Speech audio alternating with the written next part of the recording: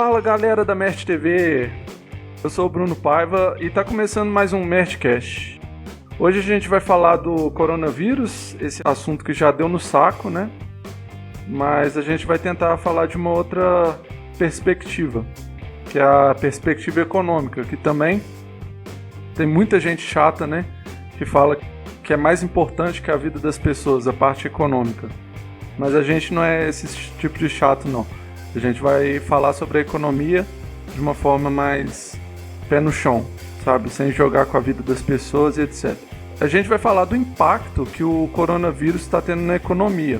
Além da queda do neoliberalismo, né, que é uma política que já está ficando obsoleta e que está sendo percebida em diversos países mais centrais assim, no capitalismo. Os países ricos estão deixando de ter as políticas neoliberais para ficarem um pouco mais protecionistas. E nisso, o governo joga de lado a ideologia, né, liberal e começa a interferir na economia, impedindo que as empresas quebrem, injetando diretamente o dinheiro nos bancos, como foi uma MP que foi lançada recentemente no Brasil, e, em certa medida, também dando apoio aos cidadãos, que no Brasil foi uma merreca, né, foi os R$600, como todos sabem, né, que ainda demorou muito para sair e que muita gente ainda não está recebendo, mas para falar do assunto, estão aqui com a gente hoje o Kojiro. Fala galera, beleza? E o Dante. Dante, primeira vez que você está aqui, seja bem-vindo. Muito obrigado. Seja bem-vindo, hein, Dante? E aí, vocês querem dar um recado inicial? Bom, eu serei polêmico. Eu acho que o neoliberalismo não está ainda para acabar. Eu acho que ele tem uma capacidade de se reinventar. Deixar assim no ar, depois eu continuo. E aí, Dante, qual que é o seu recado? Manda aí. Aqui em Santa Catarina, o governador não aguentou mais a pressão dos empresários e do líder religioso, né? E resolveu mandar abrir tudo, só que com restrições, né? O comércio e as igrejas. Todo mundo ficou assim, admirado, porque não estava previsto. Só que ele já tem uma carta na manga, né? Que várias pessoas vão morrer e tudo mais. Aí ele vai ver que vai todo mundo ficar contra isso e ele vai imediatamente mandar fechar tudo de novo. É uma estratégia. Assim, eu vi que em Santa Catarina, muita cidade, assim, tá abrindo completamente mesmo, né? A gente vai passar para as notícias agora. Beleza, vamos pro próximo bloco agora, que é o de notícias. E, assim, acho que todo mundo aqui viu que lá nos Estados Unidos o Trump mandou recolher máscaras e materiais de combate ao corona, como o álcool em gel também, que iriam para outros países, sendo um desses países o nosso, né? Viriam esses materiais para cá, mas alguns foram recolhidos pelo governo americano. E também, mais recentemente, teve um outro caso em que o governador do Maranhão traçou uma rota para poder conseguir respiradores para o estado dele. Uma rota que não passaria pelos Estados Unidos, passaria pela Nigéria. Acho que Nigéria não, Nicarágua. Para poder chegar até o estado do Maranhão e, assim, conseguir os respiradores. Mas só que a Receita Federal acabou apreendendo esses aparelhos. Outros países também atuaram assim dessa forma, uma forma de não deixar esses materiais saírem dos países. Por exemplo, o Egito lá que decretou que não vai se exportar álcool em gel, máscara e luvas para nenhum outro país, para que todos esses materiais fiquem lá com eles. E aí, o que vocês acham dessa situação toda? Eu acho que o Brasil faz submarino, nuclear, tecnologicamente mostrou que tem capacidade de fazer grandes coisas e não consegue fazer um respirador. Não tem uma empresa nacional para fabricar, por exemplo, um respirador. E você tem que pagar 10, 15 mil reais num respirador. Enfim, quem está ganhando... não quero colocar a culpa na China, mas a China, mesmo com a crise, ela está ganhando dinheiro. Porque, tipo assim, a China meio que fabrica tudo, né? Então, eu acho que é um fato, assim, que a China vai sair ganhando de tudo isso, independente de ela ser culpada ou vítima.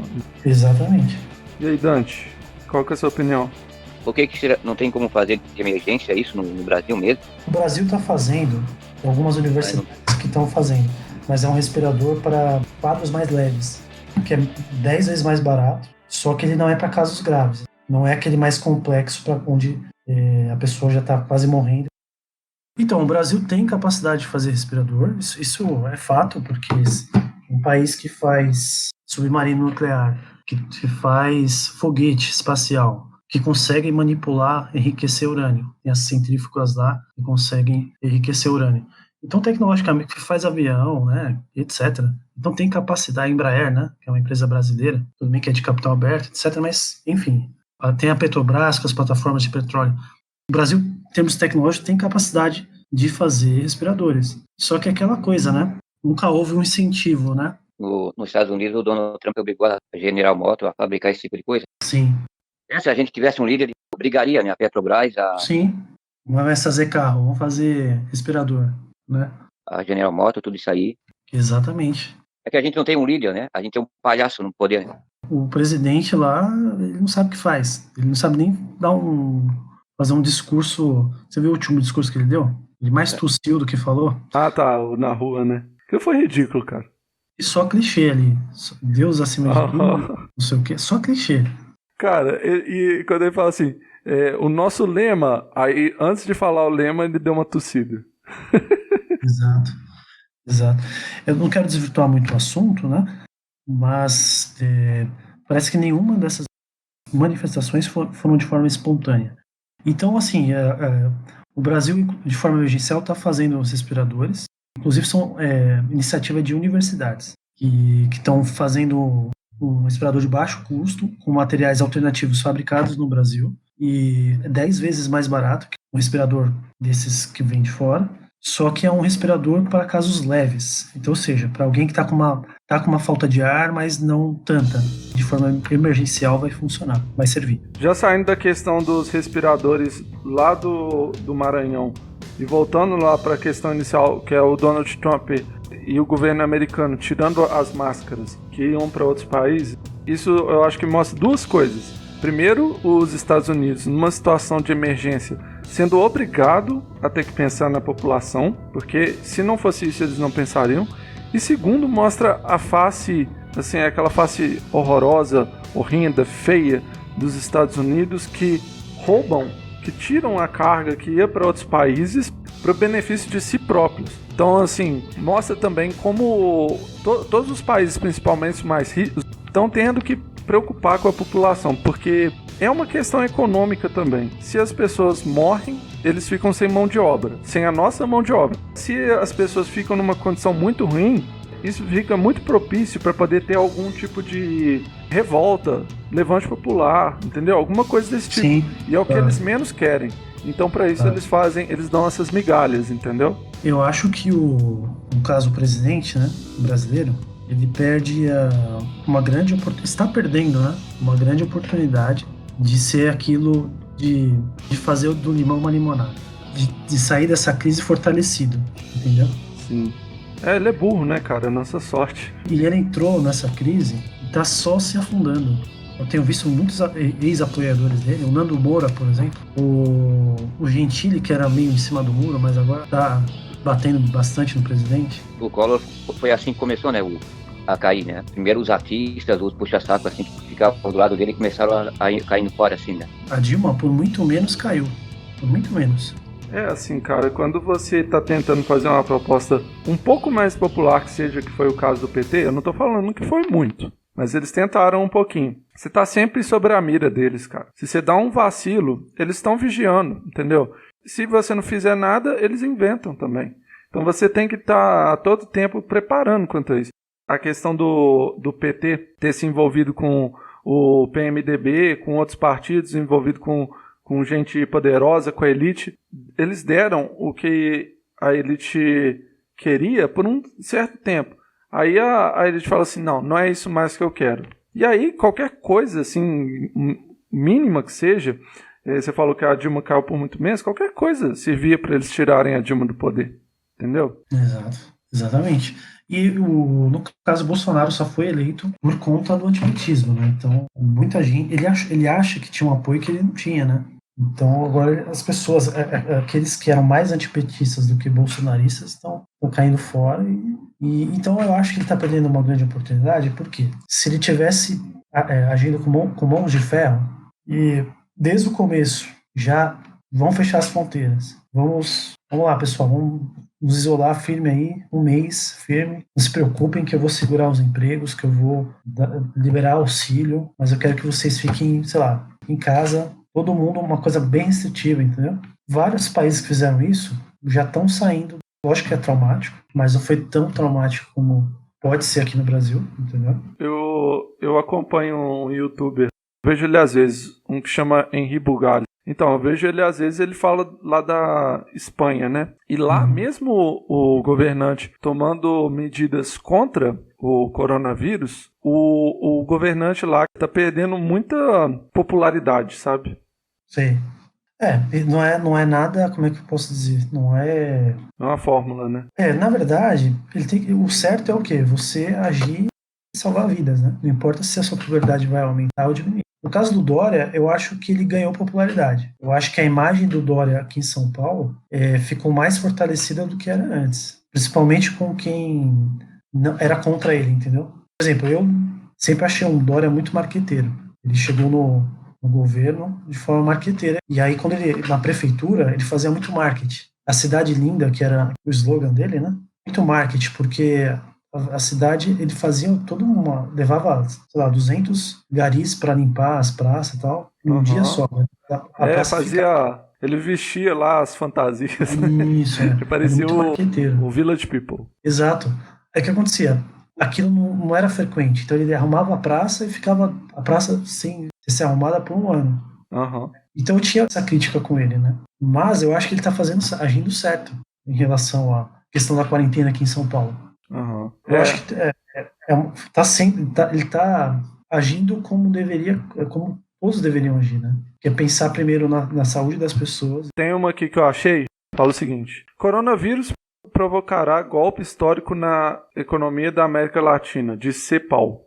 PIB da região deve recuar 5,3% esse ano. Queda regional deixará quase 30 milhões a mais de pobres e ampliará os níveis de extrema pobreza. O que vocês têm a dizer sobre essa? O mundo vai passar pela pior, já está passando, né? Desde a década de 30, né?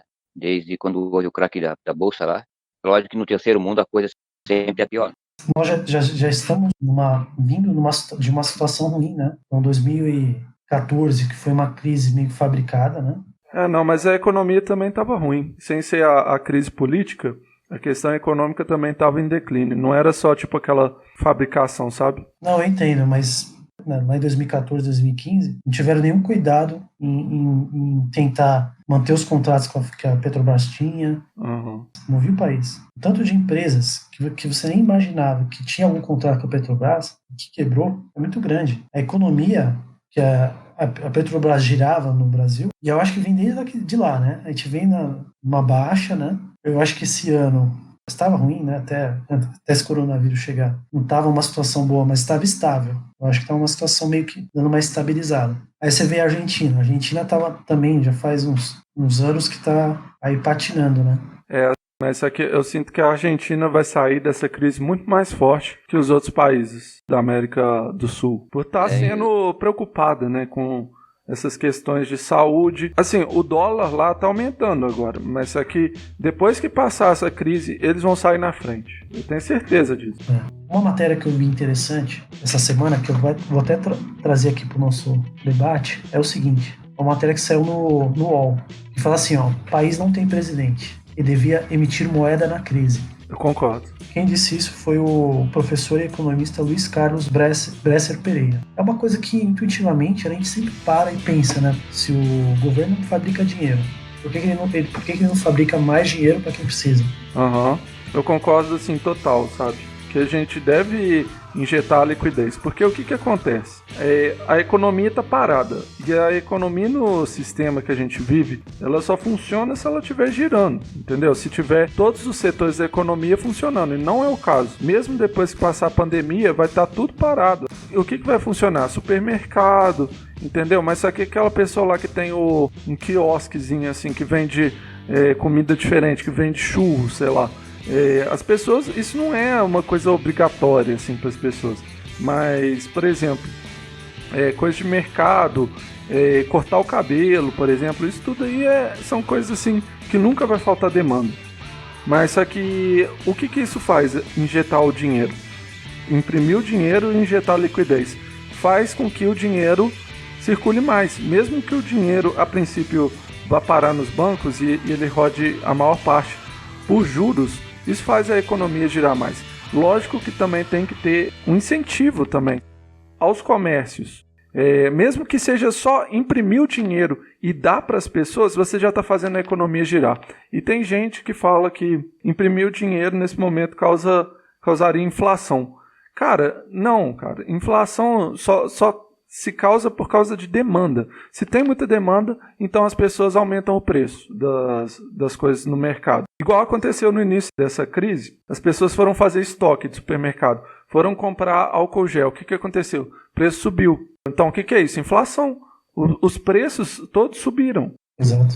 E imprimir dinheiro não vai causar inflação. Por quê? Porque o mercado não tem como saber quanto dinheiro tem circulando. Você não vê nenhuma empresa assim que fala assim, tem muito dinheiro circulando, vamos aumentar o preço da nossa mercadoria. Não acontece. E o governo pode controlar isso também. E assim, se a economia está parada e eles aumentam o preço das coisas deles, o que acontece? Eles não vendem. Simples assim.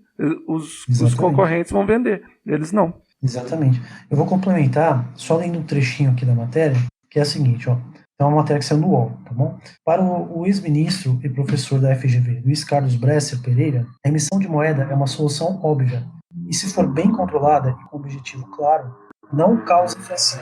E o dinheiro pode ser usado nos gastos de combate à pandemia de coronavírus, tanto na saúde quanto na economia, com o exemplo do auxílio emergencial de R$600, por exemplo. E apenas complementando, né? Aqui é uma explicação mais técnica de como que poderia ser feita essa manobra. Se o Tesouro passa a dever para o...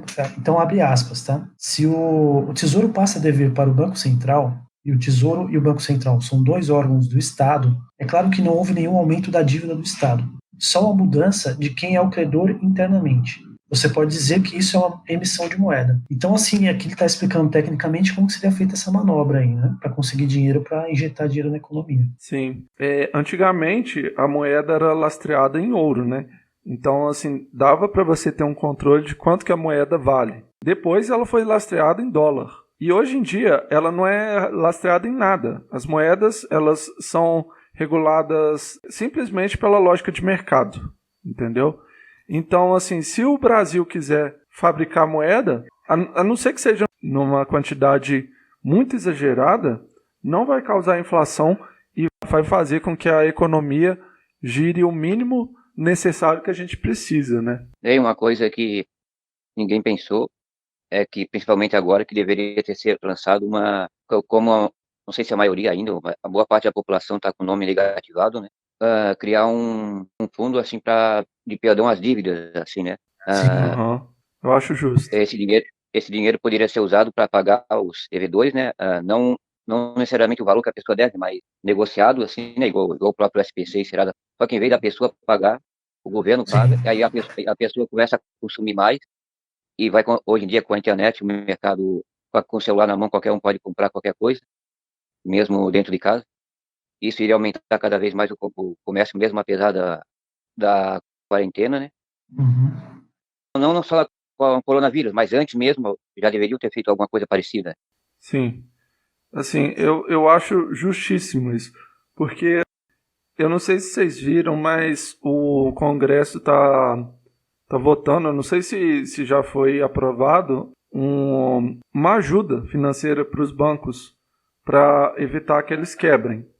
Então, perdoar as dívidas, assim, todas as dívidas, sabe, num momento desse, eu acho que é a coisa mais justa que você pode fazer, porque a pessoa vai lá, tira o auxílio emergencial, só que ela tá cheia de dívida. O que ela faz? Ela vai ter que pagar a dívida. Ela vai pegar e vai pagar a dívida. Em vez de fazer tudo isso, eu penso que se perdoasse a dívida das pessoas e pagando, o próprio governo desembolsando o valor para pagar os devedores, isso não seria nem necessário fazer muita coisa que estão fazendo, assim, né?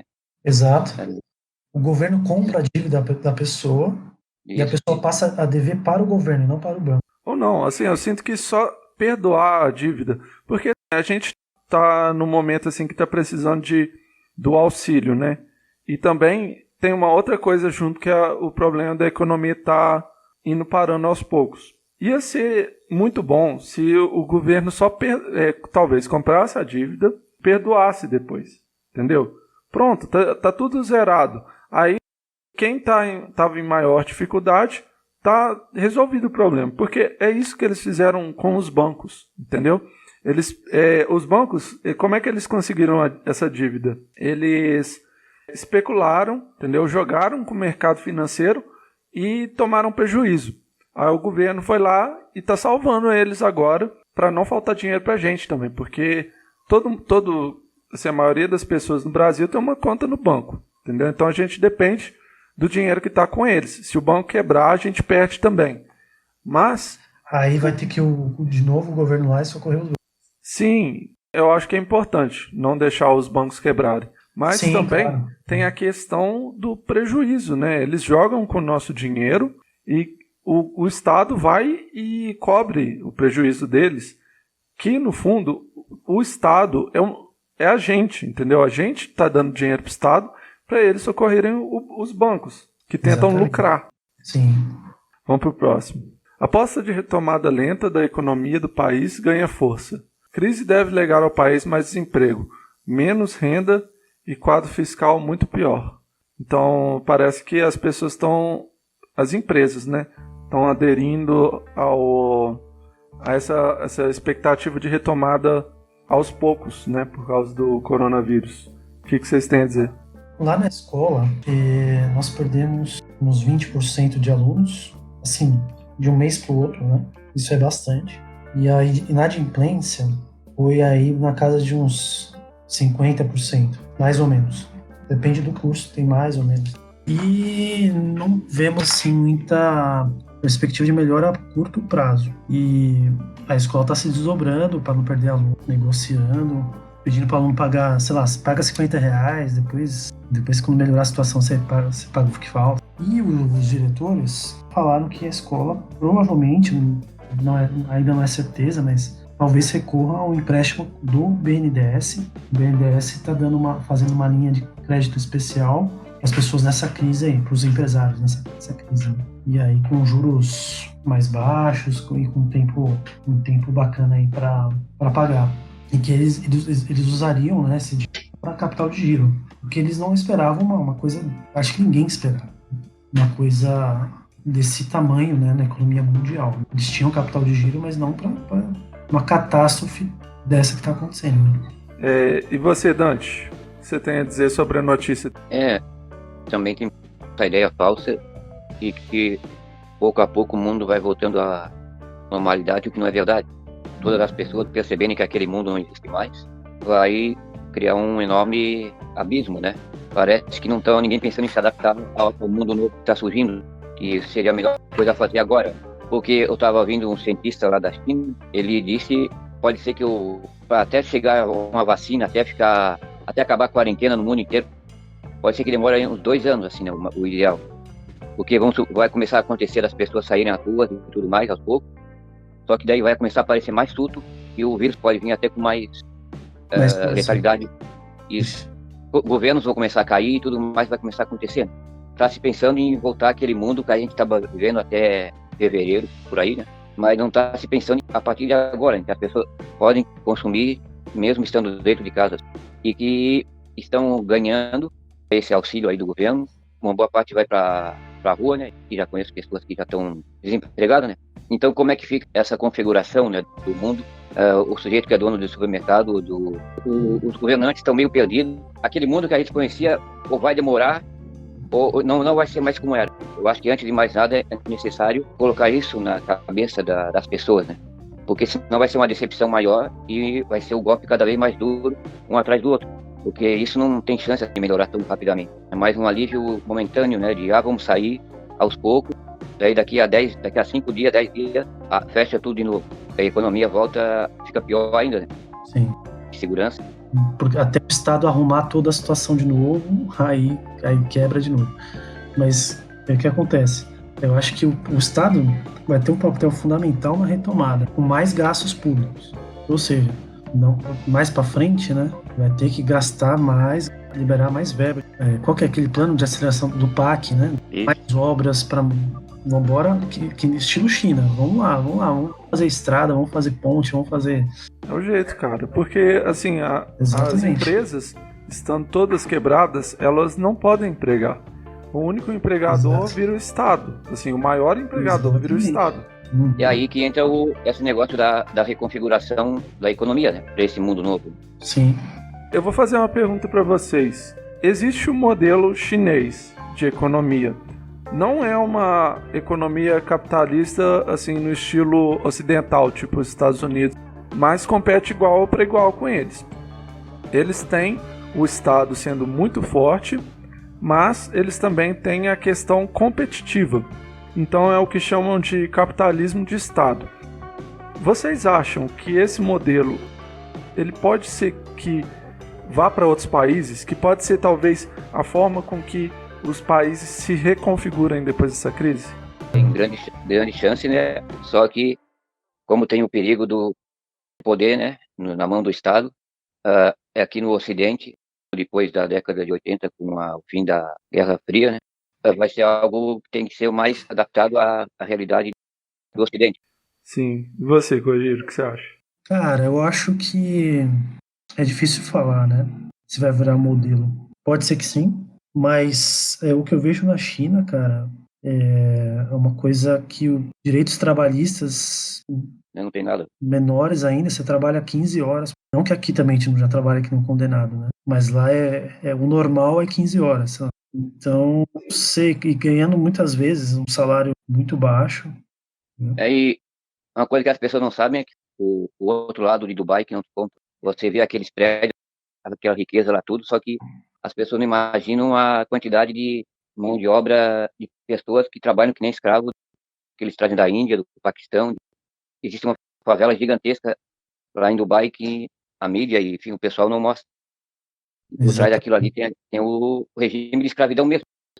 Dormem uma em cima da outra, dormem só umas 5 horas, é uma coisa assim de quinto mundo. Assim, nessa questão do modelo chinês, eu vejo com péssimos olhos também. Eu sinto que se vier para o Brasil vai ser péssimo. No combate do coronavírus a gente não pode falar muita coisa não, porque eles foram um exemplo para o mundo.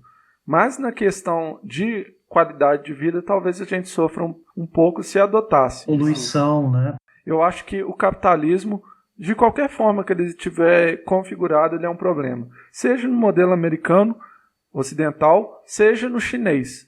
Mas eu sinto que a China ela vai passar aos Estados Unidos como primeira economia. E o que acontece quando passa a ser a primeira economia, ser a mais forte? Começa a mandar no mundo. Então as coisas mudam e ficam do jeito que eles querem. A gente segue os Estados Unidos. Se a gente continuar seguindo eles, a gente vai morrer junto com eles. Então, assim, eu vejo que pode ser que a nossa situação melhore, pode ser que piore. Provavelmente vai piorar. Mas só que se a gente fosse para um outro caminho, um caminho onde o Estado é mais justo, aí sim a gente teria uma situação melhor. Que eles usam lá na Islândia, na Noruega, aquela região ali, né, que é o socialismo capitalista, né? Assim, social-democracia, né? Aquela região do mundo ali, eles chegaram mais perto do ideal, assim, né? Assim, eles têm as contradições deles lá também. Deixa eu fazer uma pergunta para vocês. Na opinião de vocês, o que foi fundamental para fazer com que as pessoas aceitassem mais, digamos, passiva a perda dos direitos trabalhistas que ocorreu nos últimos anos? É o medo de perder o emprego, certo? Acho que sim também. O que você acha? Eu acho que é o seguinte, eu acho que é uma coisa que foi culturalmente construída. Vou falar de um jeito mais fácil. Eu sinto que a televisão, a Rede Globo, as TVs, elas tiveram um papel assim muito forte nisso, de deixar as pessoas apáticas, de não fazer nada, de moldar a política do jeito que eles queriam. Apesar de que ela não está do jeito que eles queriam agora. O Bolsonaro não é o que eles queriam. Mas só que eles conseguiram que a mente das pessoas ficasse mais passiva. Sem falar também que o brasileiro ele é um povo um pouco mais passivo. Assim. Se você for ver lá nos Estados Unidos, por exemplo, teve a Guerra Civil, teve a Guerra de Independência. E no Brasil, tudo que a gente conquistou foi por meio de, de acordos. Por exemplo, a nossa independência foi um acordo entre Brasil e Portugal. A gente teve as nossas revoltas aqui locais, como a Sabinada e tal, mas ainda é muito pouco. No geral, o Brasil é um povo passivo, que depende de ser mais bravo. O povo não sabe muito bem o poder que tem. Se soubesse, não estaria do jeito que está. É diferente de um povo árabe.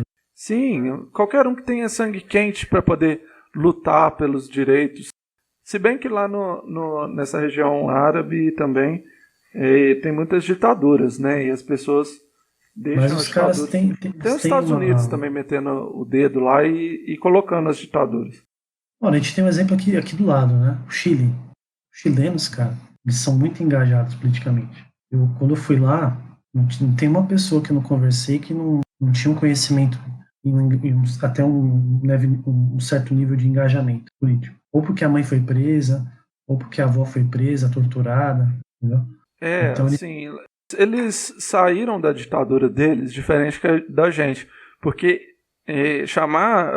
falar de Pinochet, as pessoas já embrulha o estômago. As pessoas lá, elas repudiam Pinochet ao máximo.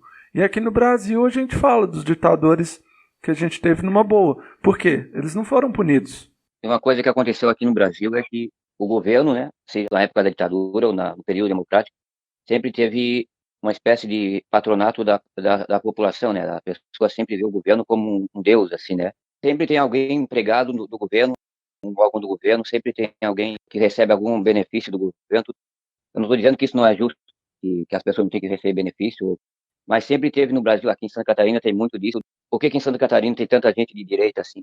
Uma das razões é por causa dos Bornhausen, né, que empregaram todo mundo, né? Empregaram todo mundo em órgãos públicos, ficou todo mundo naquela de ver o mundo através da direita. Isso aconteceu na Itália também, né?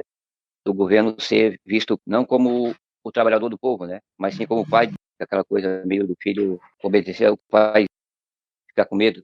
Cara, faz muito sentido isso.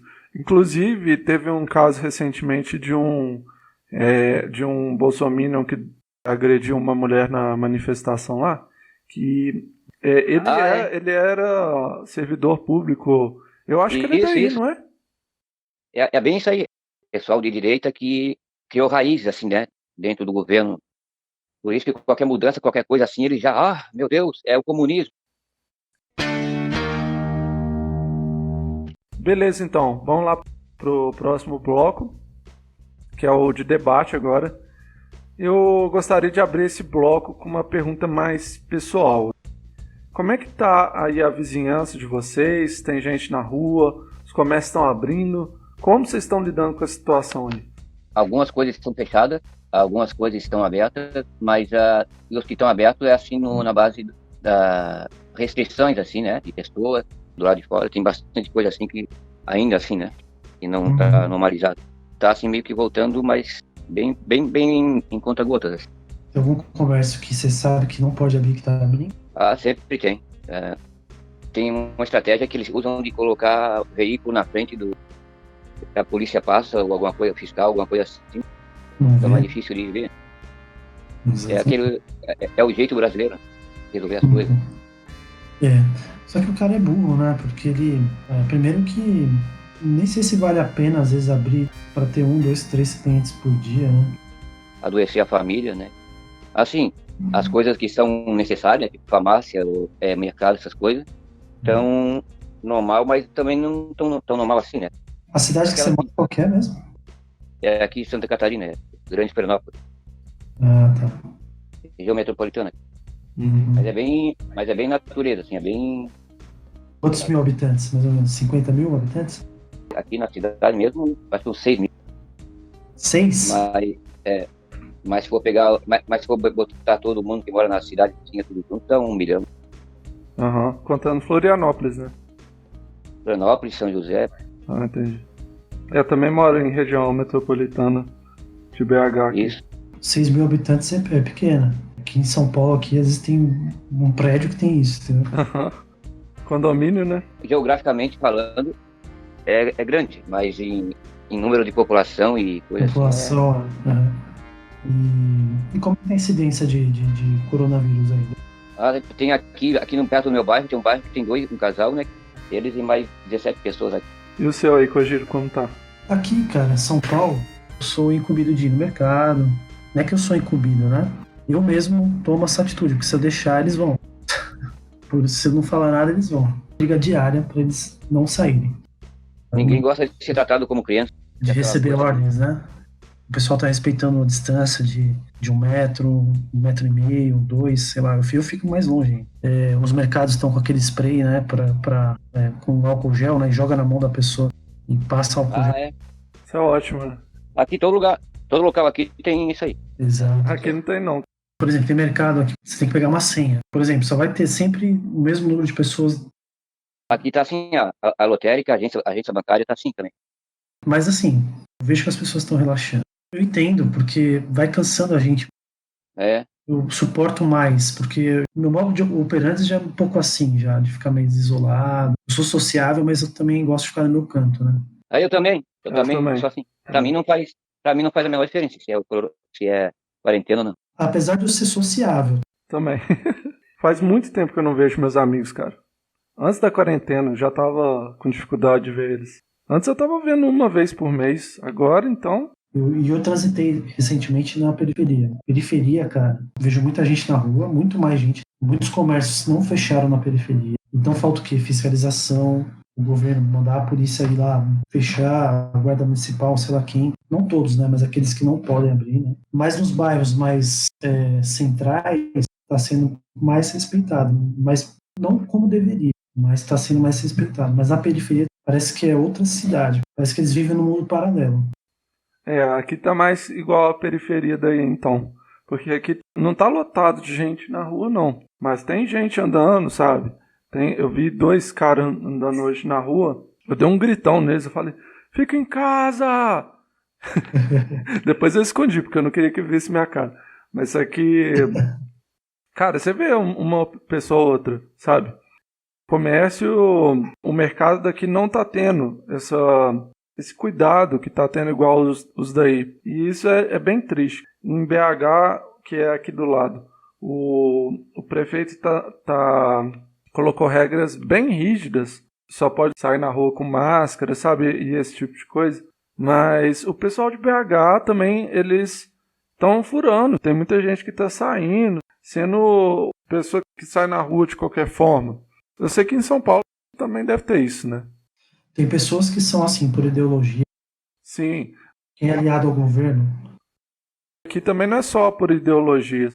E tem aqueles que não são por ideologia, por relaxo. Assim, não é gente que tá precisando, não. É gente que tá indo na casa de amigo, para poder visitar o amigo. Nossa, eu já perdi as contas de quantas stories no Instagram que eu já vi de amigos se reunindo para ver live. Cara, não é essa a proposta. Live você vê com a sua família, com as pessoas da sua casa. As pessoas não entendem que é para sair quando for muito necessário. Sim, sim. E o governo aqui estabeleceu um limite para quem vai fazer live. As lives de igrejas tem que ter no máximo 10 pessoas. Assistindo? No local que está fazendo a live. Ah, entendi. Por quê? O que está acontecendo, né? Tem muita gente junto nessas lives. E uma coisa que está acontecendo também nessas igrejas evangélicas, por exemplo, do pessoal estar se reunindo em casas, né? Não vai na igreja, mas acaba se reunindo nas casas dos membros, né? Da igreja, assim, né? Uhum. Muitas vezes aquela reunião é transmitida para os demais que não compareceram. Daí eu acho que o governo acabou sabendo disso, né? E limitou o número de 10 pessoas por transmissão de cerimônia religiosa. Vou fazer uma pergunta mais complicada agora, mas que também envolve a visão pessoal de vocês.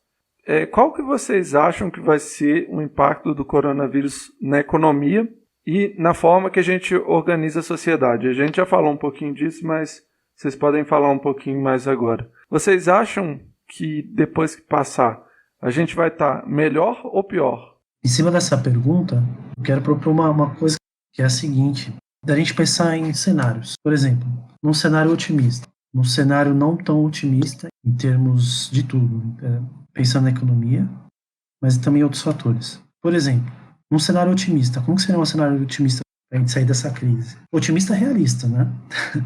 Otimista realista. O que vocês acham? Assim, eu não entendi direito. Eu pensei assim, ó, com base na sua pergunta, eu pensei assim, de nós pensarmos, fazer um exercício de possíveis cenários. Então, ou seja, pensando de forma otimista, mas um otimismo sendo realista. O outro cenário, não tão otimista, e o outro pessimista. Ah, entendi. Isso é uma ótima pergunta, cara. Eu acho que assim, num cenário otimista, a gente sairia dessa crise, na minha opinião, vivendo num estado mais justo, mais democrático também, não no sentido de democracia que a gente tem hoje, mas no sentido de igualdade completa, assim, de democracia total. A gente aprender a usar mais os sistemas de informação ao nosso favor, entendeu? Por exemplo, as eleições poderiam ser por internet.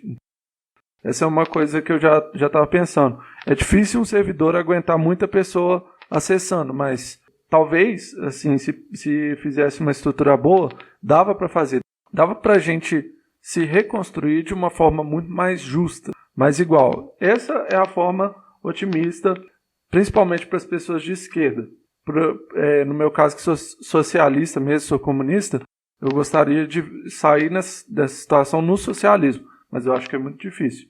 Uma situação mais justa já é uma situação otimista e que a gente poderia alcançar. Agora, uma situação mais pessimista, né? Eu acho que a pessimista tem mais chance de acontecer, que as desigualdades aprofundem, a gente fique mais pobre, que tenha inflação, entendeu? E que o neoliberalismo, que eu coloquei como a queda, eu coloquei como queda, mas é uma queda temporária. É uma queda temporária para dar lugar a políticas protecionistas, políticas de apoio, entendeu? À população. Eu acho que depois o neoliberalismo pode vir com tudo, numa situação em que as pessoas estejam sendo mais exploradas do que elas eram antes da crise. Eu acho que isso pode acontecer especialmente no Brasil, especialmente nos países pobres que não estão se protegendo contra o coronavírus. Eu acho bem possível isso. Eu acho que eu prefiro nos dois cenários, o pessimista e o otimista. Eu acho que no pessimista não é encontrado a vacina, mas é encontrado um tratamento. E a economia volta e vai piorar cada vez mais a crise mundial, né? Vão começar a cair governos e tudo mais. Já no otimista, é um mundo mais humano, né? Mais socialista, uma coisa assim, e com mais crença na ciência, né? E as pessoas vão deixar de ser mais religiosas e ser mais espiritualistas. Seria bom também. Economicamente, uma economia mais criativa, assim, uma economia mais de participação, tanto do governo quanto das pessoas. Porque eu acho que a gente já está assistindo a queda do liberalismo. Curiosamente, veio da China, né? A queda do liberalismo, um país comunista, né? Acaba vindo da China, queda do liberalismo. Então, de forma otimista, primeiro, teremos menos mortos. Acho que a recuperação econômica dentro de 1 ano e meio, sendo realista, assim, otimista, né? Tá otimista. A recuperação econômica dentro de 1 ano e meio e que nós, como seres humanos, aprendamos aí a ser mais altruísta, assim como os japoneses já são, essa questão de usar máscara, de não saquear as coisas porque estamos numa crise, essas coisas de humanidade. Antes da crise, quantos milhões de desempregados tinham no Brasil? 13 milhões, por aí. Primeiro, esse número vai aumentar, vai dobrar, no mínimo vai dobrar. Vocês concordam? Dentro de meses? Ou talvez, vocês não acham que... Talvez não dobrar, mas eu acho que vai aumentar muito, sim. Vai aumentar muito, cara. O que já era difícil, vai ficar mais difícil. Os jovens que eu dou aula, já era difícil motivá-los. Agora, cara, eu falava, gente, tá sendo difícil motivar os jovens, porque não tem, que tem é pouco, assim. Numa visão pessimista, eu acho que dobrar os desempregados, há risco, talvez, da aposentadoria, os aposentados sofrerem também de governo alegar que não tem dinheiro. Eu acho difícil. qualquer coisa assim que seja mais drástica gera muita revolta na população. Se for muito drástico, entendeu? Sim. Se for tipo uma redução de 50%, aí as pessoas aceitam. Mas tirar completamente a aposentadoria, eu acho... Então, mas a aposentadoria aqui já é pouco. Porque as cidades brasileiras, a maioria são movidas pelo dinheiro dos aposentados. Se isso Sim. acontecer, é fim do Brasil, né? Isso acontecer. Aqui em casa, por exemplo, eu trabalho. E trabalho de forma informal, porque eu nem é freelance, pra você ter ideia. Apesar da minha responsabilidade ser grande. E aqui em casa eu vivo com meus pais, eles são aposentados. Muita gente tá que nem eu, tá morando com os pais, depois dos 30, porque não tem condições de morar sozinho, e os pais aposentados. E eu penso também, pessoal, a questão da violência, porque existe uma ligação, não sempre, mas que existe, às vezes, do aumento da pobreza e aumento da violência. Então, é possível, sim, que tenhamos um aumento da violência também proporcional no futuro próximo. Eu acho que também pode acontecer isso. É uma das coisas que mais rápido acontece quando o mundo está passando por graves conflitos, né? Crise econômica e tudo mais. A violência é uma das primeiras coisas que acontece. Exatamente. E uma coisa que talvez não tenhamos parado para pensar ainda, questão até de guerras. Sim. Guerras de talvez proporções maiores, não sei. Acho que não. Os chineses, não sei. Talvez um cenário assim bem quase impossível de acontecer, mas a gente nunca sabe, né? Assim, eu acho que guerra mundial é uma coisa muito difícil de ter. O que acontece é, por exemplo, países ricos assim financiarem guerras, subguerras em outros países menores. E tem uma grande chance de acontecer assim entre o Brasil e a Venezuela até. Como vocês veem o papel da China? Vocês acham que ela pode ultrapassar os Estados Unidos como primeira economia? E o Brasil, como que ele fica nessa reorganização do mundo, com mais keynesianismo, tal estado de bem-estar social, em relação aos países mais ricos? O que vocês acham que acontece nessa situação da China e do Brasil e da reconfiguração? A gente já falou um pouco, mas eu gostaria que vocês falassem aí ainda o que tem para falar. Eu acredito que a China vai ser bastante afetada, mas isso não vai ser o suficiente para tirar dela o que está para acontecer, que é para se tornar a nação mais rica, né? Por mais que isso seja grave, vão passar os Estados Unidos de qualquer jeito. Isso é meio que matemática, né? Assim como o coronavírus tem aquela matemática, né? Eu vou por essa linha. Eu acho que a China vai ser a primeira em termos econômicos, porque ela cresce, né? Há mais de 20 anos que ela tem crescido, todo ano cresce. Então é questão de estatística, né? E até porque não tem outro país concorrendo com os Estados Unidos, assim, de igual para igual. Assim. Exato. E hoje, se você compara a China, é muito mais moderna. A população, muita gente saiu da pobreza. Tá agora nessa crise. O respirador vem de onde? Da China. O computador que a gente usa vem da China. Tudo é da China. Então... E os experimentos científicos que acontecem lá na China são ficção científica, assim. Exatamente. Eu acho que mesmo a China se tornando a primeira do mundo, o Brasil vai ficar alinhado aos Estados Unidos. Por questões de geografia, né? Proximidade, cultural, por ser capacho, sempre ser capacho. Eu acho que mesmo a China batendo o pé, o Brasil vai continuar sempre sendo capacho. Não sempre, né? Sempre é uma palavra muito forte, mas a tendência eu acho que é continuar sendo subordinado aos Estados Unidos. Assim, com a China se tornando a primeira economia, a gente tem que lembrar também que a hegemonia cultural vem junto, né?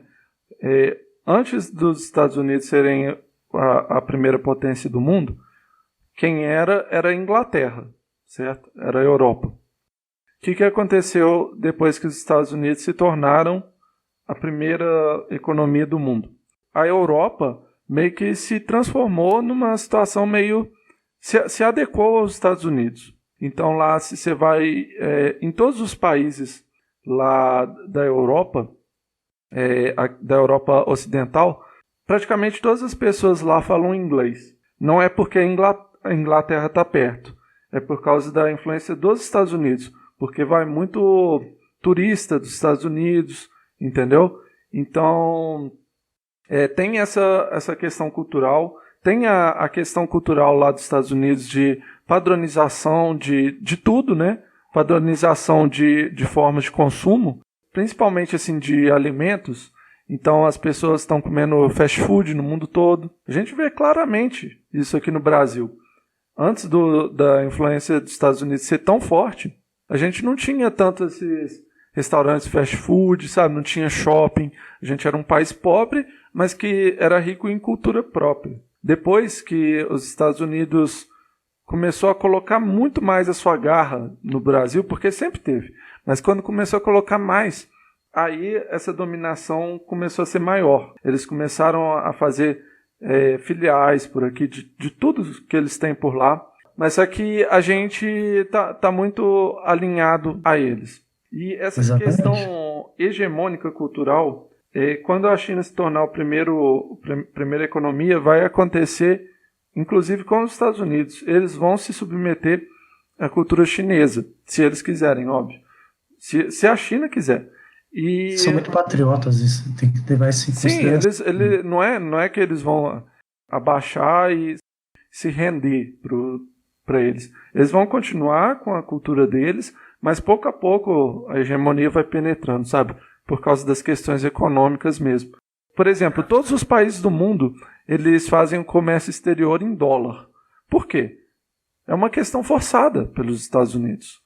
E a mesma coisa vai acontecer com a China, ela vai forçar muita coisa. Inclusive, vou contar uma curiosidade bem rapidinho. Vocês conhecem o aplicativo TikTok? Já ouvi falar, sim. Já instalei, mas desinstalei. Sim, ele é um aplicativo chinês. Então já está chegando aqui, cara. As coisas, a hegemonia deles, aos poucos já está chegando aqui. Aquela empresa concorrente daí, como é que é o nome? A chinesa. A Xiaomi. A Não, mas Xiaomi tem essa. Tem a outra, aquela eu não me esqueci o nome. Huawei. Ah, não. Huawei. Mas essa é chinesa? Huawei, Sei qual que é. Eu não sei qual que é, mas eu não sabia que era chinesa. Ela é chinesa.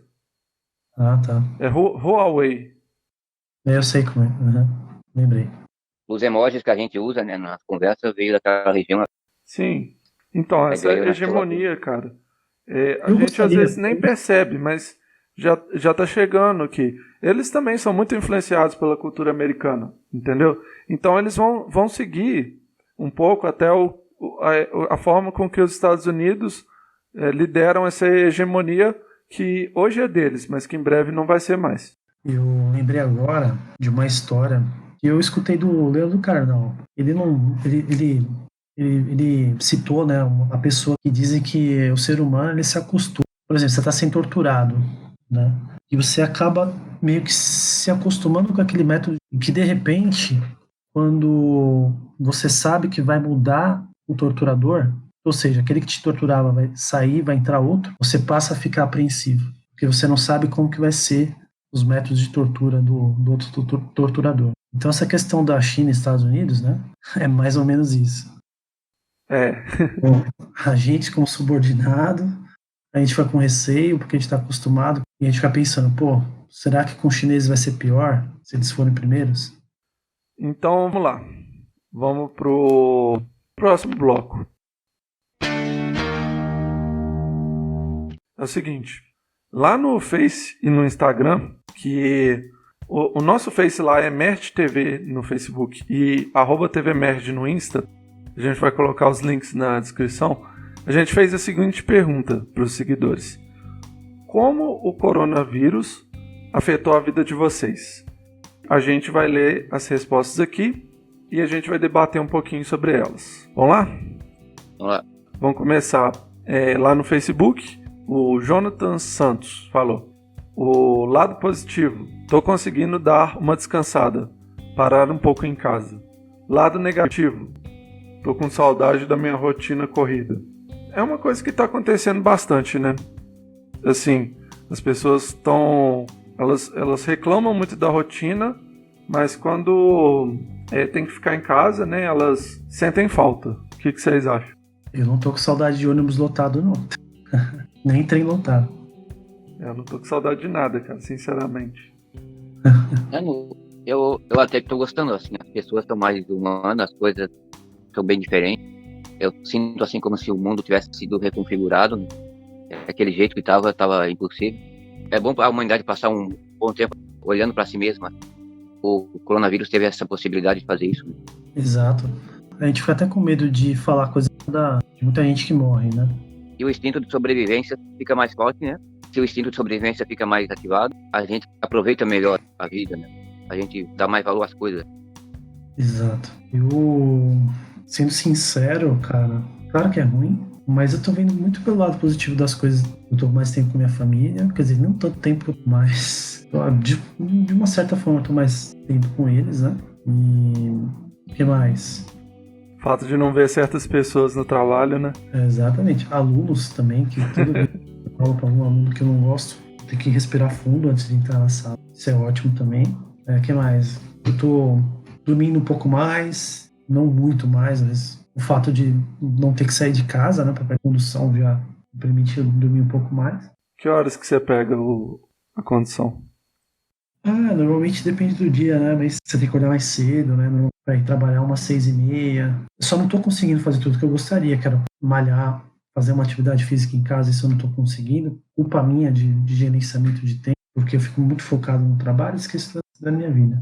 Cara, mas é normal também, porque você tá trabalhando ainda, então você fica cansado. Então não dá pra se exigir muito também, né? Depois que você trabalha, você tem que descansar também.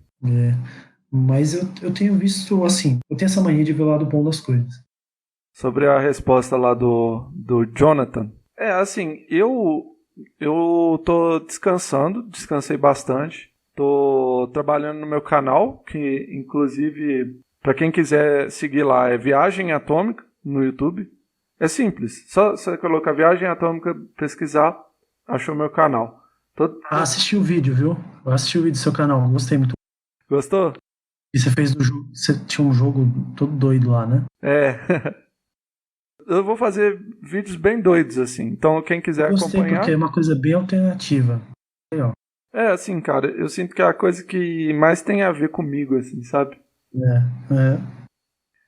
Mas eu tô conseguindo dar essa atenção pro meu canal, tô conseguindo descansar, o meu sono desregulou bastante. Antes eu ainda dormia tarde, porque eu trabalho no turno da tarde, então eu não precisava acordar cedo. Eu dormia por volta das 3 da manhã, normalmente, porque eu moro do lado do trabalho também.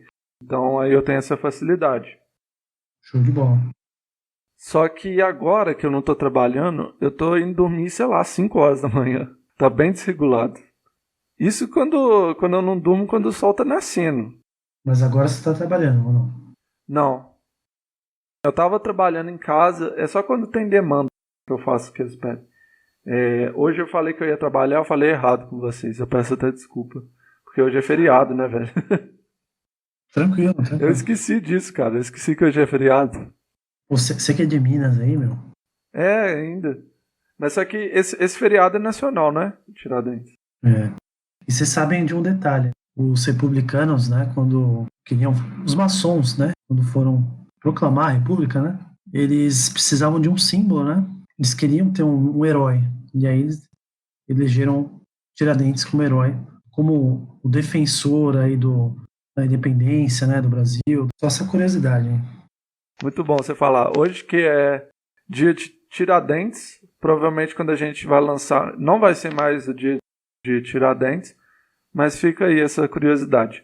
O lado negativo, eu ainda não senti muito lado negativo, não. Eu acho que o único lado negativo é que para poder comprar as coisas na rua é um saco, que a gente fica com medo, né, de ficar doente. A gente fica muito preocupado, a gente fica limitado, né? Mas na questão social que muita gente está sentindo, eu não senti ainda. Senti muito pouco, assim, sabe, em relação a isso. Porque, igual a vocês, eu tenho um estilo mais caseiro, né? Sim. Vou partir para a próxima. Virgulino mandou uma aqui, ó. Mandou o seguinte. Ele falou que tá com saudade até de tomar Itaipava em Boteco da Quebrada, tocando pisadinha... Não, peraí. Ele falou, Até tomar Itaipava em boteco da quebrada, tocando pisadinha, sinto falta. E aí, o que vocês acham? Isso é bom, hein? Eu gosto de um boteco sujo. Legal. É bom, né, velho? Só não come nada deles, tá? Porque provavelmente eu vim com coronavírus. Não, é só beber mesmo. Mas isso aqui eu também sinto falta, cara, de sentar com os meus amigos pra tomar alguma coisa, comer uma porção. Eu acho que o careca ia tá vendo a gente agora e falando assim, esses otários se fudendo. Vamos pra última mensagem aqui? Vamos. A Maria Alice mandou o seguinte: perdi minha rotina e isso trouxe um combo instabilidade emocional e às vezes falta de esperança. E aí, o que vocês acham disso? Vocês já ficaram sabendo de alguém que tá com problemas emocionais por causa da quarentena? Eu tenho uma amiga que ela não consegue ver o namorado, né? Já faz mais de mês. E ela tá com dificuldade, porque assim, eu entendo. Por exemplo, eu aqui em casa, eu tenho um quarto, eu tenho internet, tenho água, luz. Só que tem pessoas que moram numa casa que tem muita gente. Então isso gera falta de privacidade, gera estresse, gera um monte de situação desconfortável de atrito com família. Então é mais desgastante mesmo, entendeu? Então é o caso da minha amiga. Ela mora na casa da tia dela e a tia tem medo que ela saia. E o namorado dela, a família do namorado, também tem medo de recebê-la em casa, por conta que os pais dele têm problemas de saúde, entendeu? Então ela tá assim, ela tá super angustiada, porque na casa dela é privacidade, e não pode sair de casa, e não pode ver o namorado. Ontem ela conversou com a gente no grupo do WhatsApp, né? E ela deu uma aliviada, mas ela tá passando esse perrengue. Tem essa questão. Tem a questão de gente que nem eu, assim, que mora sozinho de tudo, e aí não vê uma pessoa há tempos, não vê ninguém, não conversa com ninguém. A sorte é que tem a internet, né, no meu caso. E eu não sinto tanta falta assim, mas talvez outra pessoa sentiria. Tem pessoas que se sentem limitadas, que tem pessoas que começam a beber, sabe, virar alcoólatra. A gente falou esse lance do álcool, mas tem um problema grave aí com essas pessoas que estão exagerando no álcool. Tudo bem você beber um pouquinho, assim, beber de vez em quando. O negócio é que tem gente que exagera e tá fazendo merda e tá batendo na esposa, ou então tá enchendo a cara demais, e aí o que acontece? O vírus fica mais fácil de você pegar ele. Tem essa questão aí, tem muitas outras doenças psicológicas e que estão piorando com essa situação. Tem a questão do... Não sei se vocês assistem, né, o Maurício Meirelles. Eu não assisto a ele não, mas eu conheço, lógico. Nunca na história, nunca na história não, forçando, mas numa história recente, vamos dizer, de 40 anos para cá, os pais conviveram tanto com os filhos? O que vocês acham? Isso com certeza. De 40 anos para cá, nunca os pais conviveram tanto com os filhos. Sim. Porque há 40 anos atrás, não daria para as pessoas trabalharem de casa. E hoje é possível trabalhar de casa. Você trabalhar com criança pequena. Criança pequena, cara, não desliga. Pois é, velho. E assim, para a mulher é triplo, sabe? Porque ela tem que trabalhar para fora, tem que trabalhar para arrumar a casa, porque assim, é uma concepção machista aí que ainda tem, de que a mulher tem que fazer tudo em casa, e ainda tem que dar conta dos filhos, que não param, entendeu? Por exemplo, lá aí em Santa Catarina, né, Dante? Que eu ouvi falar que vai voltar tudo, menos as escolas. Pelo menos em algum lugar eu vi isso. As escolas vão ser as últimas coisas que vão voltar. Então, e o que acontece? A mãe tem que sair para trabalhar porque voltou tudo, mas não tem onde deixar a criança, entendeu? Então como é que ela vai fazer? Exatamente.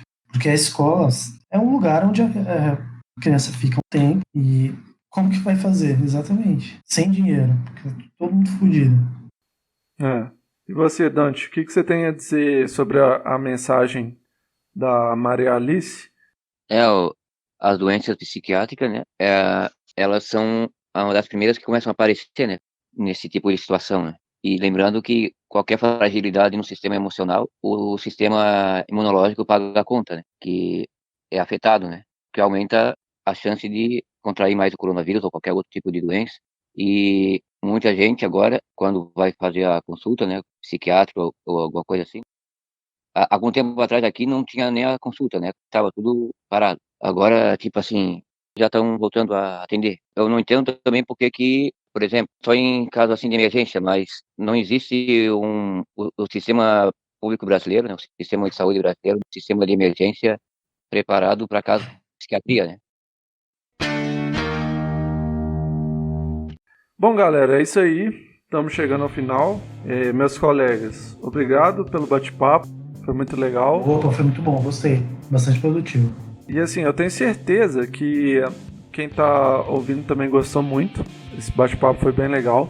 E vamos para as considerações finais. Podem falar aí o que vocês quiserem, fica à vontade. Eu acho que o mundo tá passando por uma fase tipo aquela música, né? Para o mundo que eu quero descer, né? A quarentena tá fazendo com as pessoas, né? O mundo parou, tá todo mundo descendo e tá todo mundo melhor, né? Sim, ou então igual aquela música O Dia em que a Terra Parou. Ah, é. Ficou bem parecido também. Essas músicas dos anos 70, elas têm um misticismo. Sim. E aí, Kojiro? Primeiro, pedir aí pra todo mundo tentar continuar sendo forte aí, né? E é isso, pessoal. É claro, aqueles que têm que trabalhar, trabalhem, né? Mas aqueles que tiverem condição de ficar em casa, fiquem. E se precisar sair, saiam com máscara. Espero que todos já saibam, né? E a gente vai passar dessa, né? A humanidade já passou por muitas coisas. Eu acho que na minha vida essa crise, né? É a crise mais grave. Inflação. Eu tenho 36 anos. Já peguei o Collor, né, congelando o dinheiro de todo mundo nos bancos. Crises e algumas crises mundiais também, mas essa é braba. Mas a gente vai passar e espero, né, estar vivo para depois fazer uma análise do que a gente conversou hoje. Ver o que a gente acertou, o que a gente errou. É muito difícil, né? Assim, a gente falar muito de uma coisa e acertar tudo, né? Geralmente a gente não acerta nada, porque eu vejo essas análises políticas de um tempo atrás e muitas delas estavam muito erradas, né? E a gente passou por uma crise econômica em 2008, né? Que foi a crise mundial, e agora a gente chegou num outro momento em que a gente ainda não recuperou da crise de 2008 e a gente chegou a outra crise. Então eu acho que essa vai ser uma crise que vai ser essencial assim, para reconfigurar tudo no sistema global, porque a gente está acumulando prejuízos, acumulando crises que a gente nem sequer superou, e tudo indica que vai ser pior que a de 29, como o Dante bem falou. E eu gostaria de pedir mais algumas coisas aqui no meu recado final. Gostaria de pedir que vocês curtissem a página da MERD, vocês seguissem o Instagram da MERD, que é @tvmerd. Acompanhem a gente no YouTube, se inscrevam, sei que vocês estão ouvindo a gente, mas não se inscreveram no canal, porque geralmente a gente tem mais... As pessoas ouvem mais a gente do que tem gente inscrita, né? Então eu gostaria aí que o pessoal pudesse se inscrever para poder dar essa força para a gente, né? Chegar a mais pessoas, a palavra da MERD, levar adiante a palavra da MERD. E se puderem acompanhar o meu canal, Viagem Atômica, também peço essa contribuição. Dante, quer fazer o merchan aí também, do seu? Assistam lá a minha TV, né? A DTV, é disponível em Smart TV, computador, tablet, celular. É só colocar aí no Google. E o Oráculo, né? Que é um site de exclusividades. Ótimo. E aí, Koji, tem alguma coisa para pedir? Não, só sigam a gente aí nas redes sociais. E é isso, pessoal. Sigam a página da MERD. Leiam o blog da MERD também. merdtv.wordpress.com. Só jogar no Google o que você acha primeiro. Beleza, vamos encerrando então. Galera, foi muito bom conversar com vocês. Obrigado por ouvir a gente até o final aí. Falou! Um abração, pessoal. Valeu. Tchau, tchau.